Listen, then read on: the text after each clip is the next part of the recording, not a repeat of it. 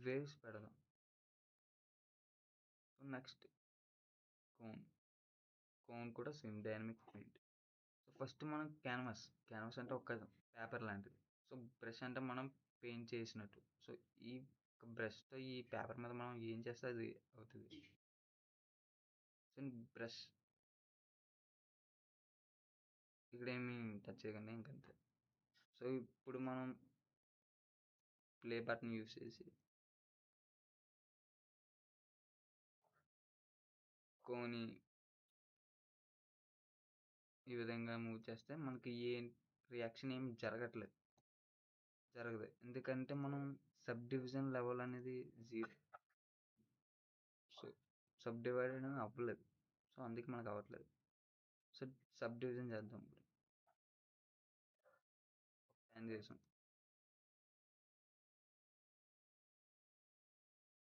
Play button on చేసి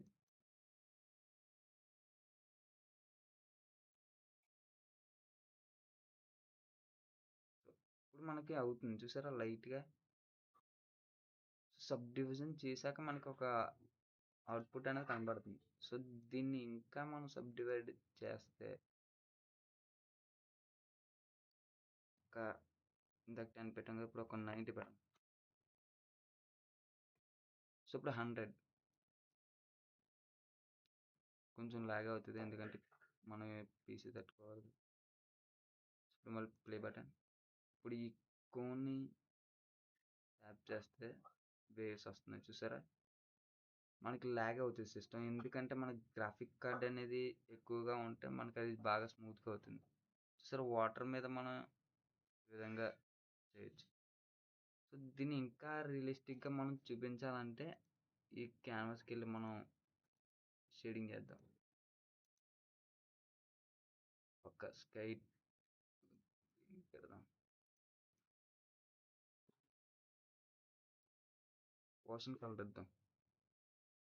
like ఇది. ఈ దీనికి మనం కాదు. సో, ఇదిద్దాం. సో, ఇప్పుడు ప్లే చేద్దాం చూడండి. ఇప్పుడు వాటర్ టైప్‌లో మనకి జరుగుతుంది. సో, ఇది మనం దేనికి యూజ్ చేస్తామంటే, ఇప్పుడు ఫిల్మ్స్‌లో మనకి ఓషన్ సీన్స్ ఉంటాయి కదా!